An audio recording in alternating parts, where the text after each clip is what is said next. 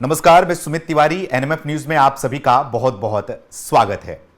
इन दिनों social media पर जिस तरीके से रिजर्वेशन हटाओ आंदोलन चल रहा है ना, उसके बाद कहा जा रहा है कि ये रिजर्वेशन हटाओ आंदोलन जो अगर छिड़ने वाला है, सड़कों पर उतरने वाले हैं, तो ये जो रिकॉर्ड है, ये रिकॉर्ड सीजेपी का रिकॉर्ड तोड़ देगा। इतने बड़े लेवल पर जो है इसका लोगों को समर्थन मिल रहा है। पिछले 48 घंटे में ही जो है इसके 5 बिलियन से ज्यादा फॉलोअर हो चुके हैं और लोग इस पर खूब बोलना चाह रहे हैं, खूब अपनी आवाज उठाना चाह रहे हैं और सामने आकर जो है वो सड़कों पर भी डटने के लिए तैयार हैं। तो आज इसी मुद्दे पर बातचीत करने के लिए हमारे साथ में आनंद दुबे जी मौजूद हैं, जो कि शिवसेना यूबीटी के प्रवक्ता हैं। सर, आपका हमारे चैनल में बहुत बहुत स्वागत है। और क्या कहना चाहेंगे, एक आंदोलन आपने देखा सीजेपी का, अब दूसरा आंदोलन शुरू होने वाला है, रिजर्वेशन हटाओ आंदोलन। क्या कहना चाहोगे इसके बारे में? और सबसे पहले तो यही कहना चाहूंगा कि सब पे भारी सुमित तिवारी, जिस बेबाकी से आप देश के मुद्दे उठाते हैं, लोगों के मुद्दे उठाते हैं, उसके लिए आपको बहुत बहुत साधुवाद। धन्यवाद। देखिए सुमित जी, विषय ये है कि किसी भी चीज को इतना मत दबाओ कि वो दबने की जगह फट जाए। बिल्कुल। हमारा देश 1947 में आजाद हुआ, आज हम 2026 में बैठे हैं। बहुत समय, बहुत चीजों की जरूरत होती है। देश नया जब आजाद हुआ तो बहुत सारी चीजों की जरूरत थी। हमारे यहाँ सुई से जहाज तक नहीं बनता था जी। हर चीज अब हमने बनाया। अब हम 2026 में बैठे हैं। अब आप सोचिए कि उस समय जब देश में बहुत गरीबी थी, जातिवाद चरम पर था, छुआछूत था, बहुत सारे जगह भुखमरी जैसे हालात थे, तब ये स्थिति आई कि नहीं, अब आरक्षण होना चाहिए। जो मुख्य धारा से भटक गया है उसको मुख्य धारा में लाना चाहिए। तो आरक्षण पर हमारे महापुरुषों ने एक बहस की, बातचीत की, संवाद किया और परम पूज्य डॉक्टर बाबा साहब आम्बेडकर जी के नेतृत्व में हमको एक संविधान मिला, जिसको मानते हुए, नतमस्तक होते हुए हम देश में आगे बढ़े। 10 साल बीता, 20 साल बीता, 50 साल बीता और अब आजादी के 75 साल बीत चुके हैं। अब एक चर्चा तो होनी चाहिए कि आज की स्थिति और कल की स्थिति में क्या कोई अंतर आया है। जैसा कि हमारे देश में आप जानते हैं, जब मंडल कमीशन आया था 1990 के दशक में, वीपी सिंह साहब प्रधानमंत्री थे, तो उन्होंने कहा कि भाई जो हमारे ओबीसी कैटेगरी के साथी हैं उनको 27% के करीब आरक्षण मिलना चाहिए। आरक्षण मिल गया। जो शेड्यूल कास्ट के साथी हैं उनको 15% के करीब आज आरक्षण है, उनको भी मिल गया। जो शेड्यूल ट्राइब के साथी हैं उनको भी आरक्षण मिलना चाहिए, उनको 7.5% मिल गया। जो ओपन वर्ग के करीब 10% साथी हैं जो आर्थिक रूप से कमजोर हैं, उनको 10% आरक्षण मिल गया। अगर सबका गुणा भाग आप करें जी। तो सामान्य वर्ग छोड़ दें तो 49.5%, मतलब 50 में 5 कम ऑलरेडी आरक्षण है जो पिछड़ चुके हैं मुख्य धारा से। बिल्कुल। और जो 10% लोग हैं जो सामान्य वर्ग से लेकिन वो पिछड़ गए हैं आर्थिक रूप से, उनको 10% मिला। जी। तो आरक्षण इस देश में है, आरक्षण का सम्मान भी है। बिल्कुल। लेकिन क्या एक चर्चा नहीं होनी चाहिए कि जो बहुत बड़ा वर्ग जो 50% के करीब है और जिसे अभी आरक्षण नहीं है, जो सामान्य वर्ग कहलाता है, जी। जो देश में उतनी मेहनत करता है, जिसको रिजर्वेशन मिला है वो भी करता है, बिल्कुल। क्या उस पर एक चर्चा नहीं होनी चाहिए? बिल्कुल। चर्चा होनी चाहिए, सकारात्मक चर्चा होनी चाहिए कि एक बच्चा है जिसका कट ऑफ है 500 नंबर और एक बच्चा है जिसका कट ऑफ है 300 नंबर। दोनों बच्चे हैं, दोनों इस देश के नागरिक हैं। तो जो आर्थिक रूप से कमजोर है, क्या उसको मुख्य धारा में अब नहीं लाओगे आप? सही बात। सारी पॉलिटिकल पार्टियां, सारी सरकारें सिर्फ इसीलिए डरती बसती है ना कि भाई आरक्षण का मुद्दा बड़ा गर्म है, इसमें कूदेंगे तो जल जाएंगे। बिल्कुल। जलेंगे नहीं, इसमें कूदेंगे तो आने वाले नौनिहालों को जलने से बचा लेंगे। सही बात। खुद भले जल जाएं, खुद भले मिट जाएं, लेकिन भविष्य को सुनहरा बना जाएंगे। बिल्कुल। अरे क्या संवाद नहीं होना चाहिए?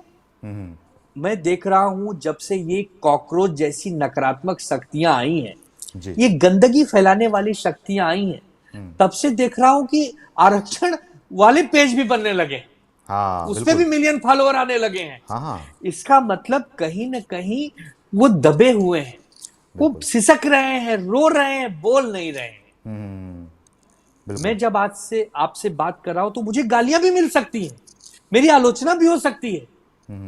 बिल्कुल। लेकिन क्या करूं, जो सच है लेकिन सर बोलूं। इसीलिए लोग डरते हैं, लोग बोलते नहीं हैं। खास तौर पर हमारे देश के नेताओं की बात करें, वो अंदर से चाह रहे होते हैं कि अब आपको एक रिजर्वेशन हटाया उदाहरण जाए। देता हूं। अब आपको एक उदाहरण देता हूं। हाँ हाँ जब ये कहना होता है कि मैं ओबीसी समाज से आता हूं, तो हाँ। प्रधानमंत्री जी स्वयं कूद जाते हैं, कहते हैं भाइयों बहनों, मैं स्वयं ओबीसी समाज से आता हूं, मैं ओबीसी हूं। और जब ये कहना होता है कि सामान्य वर्गों के साथ अन्याय किया जा रहा है, हाँ तब सब चुप, तब सब मौन। बिल्कुल। तब सब लोग कहते हैं कि काश मैं भी ओबीसी होता, काश मैं भी एससी होता, मैं भी एसटी होता, मुझे कुछ लाभ मिल जाता। अरे सामान्य होके मैं क्या कर लूंगा, क्योंकि सामान्य होना तो आज के युग में अभिशाप हो चुका है। हमारे समान वर्ग के बच्चों को वो सुविधाएं नहीं मिल रही जो रिजर्वेशन वाले ले जाते हैं। अब लोग ऐसी बातें करते हैं। जी तो सुमित, विषय क्या है मालूम है? बिल्कुल। मीठा मीठा खप खप, कड़वा कड़वा थू थू थू। थू। हाँ जहां वोट चाहिए जी वहां कहेंगे सब हमारे हैं, बिल्कुल। और जहां वोट नहीं चाहिए वहां कहेंगे हाँ ठीक है, आप भी इंसान है, कोई बात नहीं, आप भी अपना जी काम करते रहिए, लगे रहिए। बिल्कुल। ये जो दोहरी राजनीति देश में है ना, हाँ हाँ इन दो पार्टों के बीच में बच्चे पीस रहे हैं। बिल्कुल और इन बिल्कुल सर। बच्चों को सुसाइड पीसता भी कर हुआ रहे हैं हम और सर, आप आत्महत्या कर नहीं। रहे हैं, बड़ी संख्या में बिल्कुल आत्महत्या कर रहे हैं। बिल्कुल बिल्कुल शर्मनाक है। हम्म 21वीं शताब्दी के हम चरम पर इस समय 2026 में बैठे हैं। मुल्क आजाद हुआ था 2047 को। इन 75-70 सालों बाद भी अगर हम ये चर्चा करें कि एक समानता क्यों नहीं आ रही है, किसी के पास मर्सिडीज है तो किसी के पास अल्टो ही रह गई, तो ये बहुत दुखद है। बिल्कुल सही बात। लेकिन सर ये जो आरक्षण की बात कर रहे हैं, जो इसकी पक्ष में भी होते हैं, लेकिन वो ये एक बात बोलने से कहीं ना कहीं कतराते हैं कि जो और भी समाज के लोग हैं उनको आरक्षण की अगर जरूरत है तो आर्थिक रूप से क्यों ना दिया जाए आरक्षण उनको। अगर वो आर्थिक रूप मैं से जो वही कमजोर कह है रहा उनको दिया हूं। जाए, एक आईएएस ऑफिसर बन जा रहा है फिर भी उसके परिवार को आरक्षण मिल रहा है, एक विधायक सांसद बन जा रहा है उसके परिवार को आरक्षण मिल रहा है, अब सरकारी सुमित, अफसर बन रहा है उनके बता रहा परिवार हूं। को आरक्षण मिल रहा है, तो क्यों ना जो है इस प्रथा को बदला जाए। अगर आप उस कैटेगरी से बाहर हट गए हो तो आरक्षण भी हटना चाहिए, आर्थिक रूप से आरक्षण मिलना चाहिए। अब मैं वही बताने, जैसे हाँ मायावती जी, बिल्कुल। मायावती जी दलित समाज से आती हैं, हमारी जी सबकी बड़ी बहन है, बिल्कुल। हम उनका बहुत आदर करते हैं। लेकिन अगर मायावती जी भी कहें कि मुझे आरक्षण से कोई लाभ मिल जाए, मैं एक उदाहरण दे रहा हूं, हाँ तो सही फिर बात। ये हास्यास्पद ही है। सही बात। बहुत सारे दलित समाज के बच्चे मेरे दोस्त हैं जो बीएमडब्ल्यू चलाते हैं, जो मर्सिडीज में घूमते हैं, जो विदेश की यात्राएं करते हैं, बड़े बड़े वकील जैसे बड़े बड़े पदों पर बैठे हैं, बहुत बड़े बड़े सुख साधन उनके पास हैं। वो अगर ये कहें कि यार हमें भी कुछ दे दो, तो एक व्यक्ति जिसके पास भोजन नहीं है, बिल्कुल। जो समाज के सबसे आखिरी पंक्ति में बैठा है, लेकिन चूंकि वो स्वर्ण समाज से आता है, तो उसे आप कुछ नहीं दे पा रहे हैं। अब चिराग पासवान हमारे भाई हैं, दोस्त हैं, बिल्कुल। केंद्र हाँ में हाँ मंत्री हैं, पिछड़े समाज से आते हैं। अब वो कहें कि मैं भी कुचला हूं, मैं भी दबा हूं, मेरा भी शोषण हो रहा है, तो आप और हम बोलेंगे कमाल है। फिर तब तो फिर आनंद दुबे और सुमित तिवारी को तो कहीं जाकर चुल्लू भर पानी में डूब ही मरना चाहिए, क्योंकि बिल्कुल हम अपने भाई को कोसे कैसे। सही बात। चिराग अगर दबा है, कुचला है, वंचित है, शोषित है, तो चिराग को ऊपर लाना ही पड़ेगा। बिल्कुल बिल्कुल लेकिन सही अगर बात। चिराग ऊपर आ गए हैं, अब केवल अपने घर के चिराग नहीं है, इस देश के लाखों लोगों के चिराग बन चुके हैं, तो उन्हें आके ये बात कहनी चाहिए कि जो संपन्न लोग हैं, जो इस समय पूरी तरह से जीवन जीने में कामयाब हो चुके हैं, वो तो कम से कम इसकी पहल करें। और बिल्कुल हमें लगता है कि उसी समाज को अगुवाई करनी चाहिए जिस समाज को सब कुछ मिल रहा है। बिल्कुल जो दुखी है, जो रो रहा है, वो क्या अगुवाई करेगा? बिल्कुल। आज स्वर्ण समाज का यूजीसी वाला विवाद आपको याद होगा, कोई नेता उस पर बयान नहीं दिया। कोई भी नहीं था, बिल्कुल 2026 बिल्कुल। के जनवरी में, मुझे आज भी याद है, यूनिवर्सिटी ग्रांट्स कमीशन ने ये नियम लाए कि जो स्वर्ण समाज के विद्यार्थी हैं वो केसेस नहीं कर सकते, बिल्कुल लेकिन सही उसी बात। जगह जो ओबीसी समाज से या एसटी एससी है वो तुरंत एफआईआर दर्ज करा सकते हैं एक गैर आरक्षित समाज के लोगों पर। बिल्कुल। किसी नेता ने नहीं बोला, हमने बोला, हमने बिल्कुल कल भी बोला था, हम आज भी बोल रहे हैं, हम जीवन भर बोलेंगे, और हम सभी के लिए बोलेंगे, बिल्कुल 140 करोड़ देशवासियों के लिए बोलेंगे। जिस पर अन्याय हो रहा है उसके लिए बोलेंगे। वहां न जाति देखेंगे न धर्म देखेंगे। लेकिन दुख होता है कि पॉलिटिकल पार्टियों के ही नेता, हम भी एक पॉलिटिकल पार्टी हैं, कल हम भी सरकार में आ सकते हैं, क्या कभी इसका हल नहीं निकालोगे कि उस स्वर्ण समाज की क्या गलती है जो पिछले 70 सालों से उस दुख के पाटों में पिस रही है? लेकिन सर उसकी क्या तो कोई कहेंगे, गलती नहीं। जो ये डफली गैंग है, जो जेएनयू गैंग है, जब बात आती है तो हर हर मुद्दे पर आते हैं और टारगेट एक ही करते हैं, ब्राह्मण को, ब्राह्मणवाद से आजादी। तुम जातिवाद दूर करने की बात करते हो, लेकिन एक तरफ जो है आरक्षण लेने की बात करते हो, आप आरक्षण की आपको जरूरत भी नहीं है, फिर भी आप आरक्षण देखिए लेने की बात करते हो, लेकिन एक तरफ जो है वो ब्राह्मणवाद से आजादी की बात करते हो। ये वामपंथी है। हाँ, वामपंथियों को तो आप जानते हैं, बिल्कुल। पश्चिम बंगाल से खत्म हो गए, हम्म, केरल से खत्म हो गए, अब चाइना में बचे हैं। अब चाइना थोड़ा दूर है ना, 2-5 हजार किलोमीटर दूर जाना पड़ेगा वामपंथियों को। इतना इनके पास किराया तो है नहीं, न तो इतनी इनकी इच्छा शक्ति है। तो क्या करते हैं, हमारे देश में वामपंथी को जिंदा रखना चाहते हैं, तब देश के टुकड़े वालों की नारे लगाते हैं, डफली बजाते हैं। अरे डफली बजाना है तो राम भगवान की डफली बजाओ, जैसे ऋषि कपूर ने बजाया था सरगम में कि डफली वाले हाँ, तो डफली बजा। राम के विरोध में डफली बजा रहे हैं सर। नहीं तो खत्म हो जाएंगे। अटल देखा बिहारी आपने जंतर वाजपेयी जी मंतर ने में कहा किस था। तरीके से नाम तो रहेगा सिर्फ अल्लाह का। अरे जंतर मंतर में तो जो कॉकरोच आए थे वो हाँ। गंदगी वाले कॉकरोच हैं।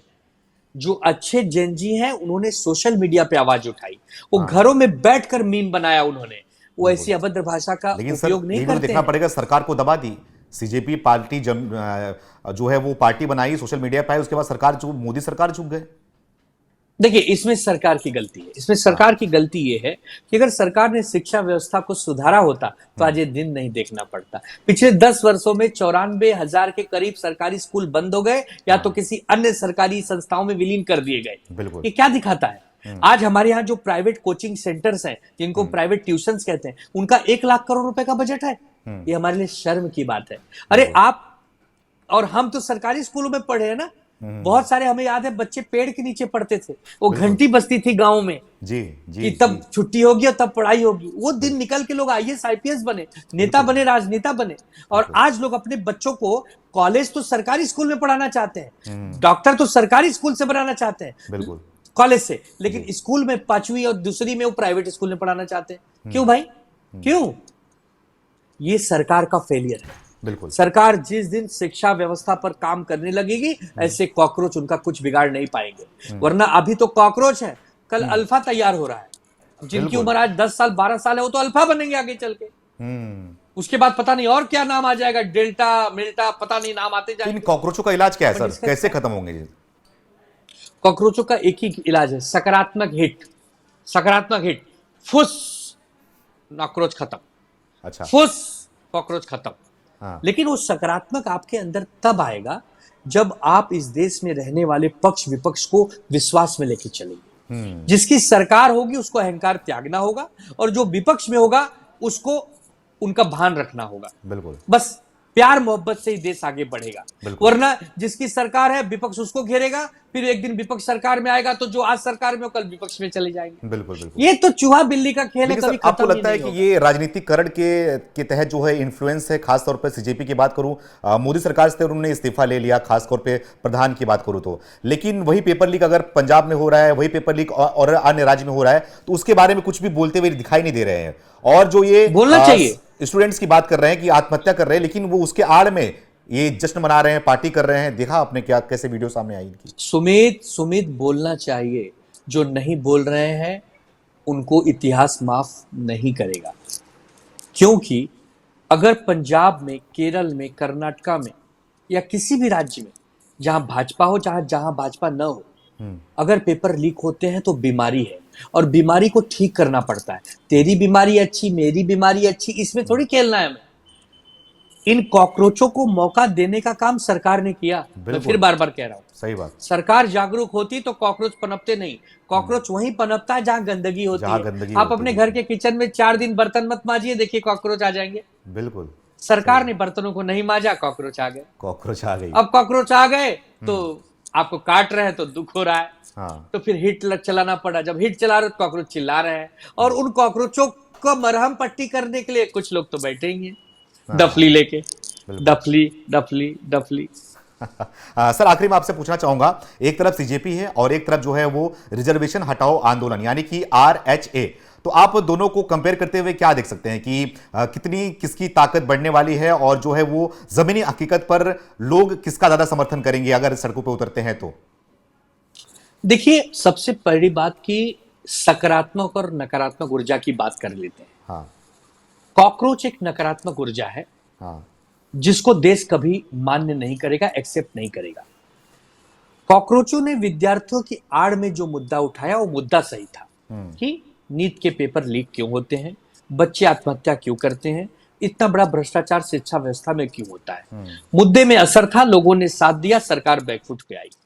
गाली दिया गया, आरक्षण प्रधानमंत्री को गाली हटाओ दिया वाला गया। जो, वो तो गलत है, उसमें सब पे एफआईआर हो रही है, वो तो सब पकड़े जाएंगे, उसमें तो बहुत सारे उपद्रवी भी घुस गए हैं। दूसरा, आपने कहा आरक्षण हटाओ। अब आरक्षण हटाओ वाला जो विषय पेचीदा इसलिए है कि इस पर अभी एक चर्चा करने की जरूरत है कि हाँ, सचमुच इस देश में जिस आबादी के हिसाब से जितनी जातियां हैं, उन जातियों की आर्थिक स्थिति कितनी सुधरी है, जितनी सुधरी है उससे जो बच गए हैं वो कब सुधरेंगे, उस पर एक चर्चा, एक बहस होनी चाहिए। और ये लंबा चलेगा, ये ऐसा 10 दिन में इसका फैसला होने वाला विषय नहीं है। जो नौजवान, जो साथी सामान्य वर्ग से आते हैं, जिनके मन में पीड़ा है कि हमें भी आरक्षण मिलना चाहिए, उनकी बात भी आपको सुननी होगी। जिनको मिल रहा है उनकी भी बात सुननी होगी, क्योंकि वो ये बताएंगे कि हम पहले यहां थे, अब हम यहां आ गए। बिल्कुल। तो ये दोनों को साथ में बिठा के बात करनी पड़ेगी। अच्छा। अभी आपके पास 100% ही जनता है, जिसमें से मैंने आपको शुरुआत में ही समझाया कि करीब करीब 60% के करीब ऑलरेडी आरक्षण आप दे रहे हैं। बिल्कुल। अब बचे 40%। इस 40% को भी कैसे एकोमोडेट कर सकते हैं, इसके लिए सरकार को एक संवाद, एक डायलॉग करना होगा। आज नहीं तो कल, कल नहीं तो परसों, चाहे लग जाए बरसों, समाधान निकलेगा, हल निकलेगा, जरूर निकलेगा। आखिरी सवाल, क्या आनंद दुबे जी रिजर्वेशन हटाओ आंदोलन का समर्थन करते हैं, उसके लिए सड़कों पर आने को तैयार हैं, जिस तरीके से उद्धव ठाकरे जी आए थे सीजेपी के लिए? देखिए, मैं बार बार यही चीज कह रहा हूं कि बहुमत का सम्मान करना पड़ेगा। अगर बहुमत ये कहता है कि ये गलत है, ये सही है, तो आनंद दुबे हैं क्या? आनंद दुबे तो एक तितली है, जहां बहुमत होगा तितली वहां जाकर बैठेगी। और तितली सकारात्मक है, तितली फूलों के साथ रहती है, कॉकरोच गंदगी के साथ रहते हैं, बस यही फर्क है। सर, आखिरी में अपने अंदाज में क्या कहना चाहोगे, जो ये आंदोलन छेड़ा हुआ है, रिजर्वेशन हटाओ आंदोलन, इसके बारे में अपने अंदाज में क्या कहना चाहोगे आप? इसके जवाब में हम यही कहेंगे, अगर सुनील शेट्टी साहब रहते तो कहते, या तू मुझे भूल जा, ये हो नहीं सकता, मैं तुझे भूल जाऊं, ये मैं होने नहीं दूंगा, या Anjali. Thank you so much sir, thank you so much sir, आपने हमें समय दिया और बहुत ही अच्छे अंदाज में आपने लोगों को समझा भी दिया।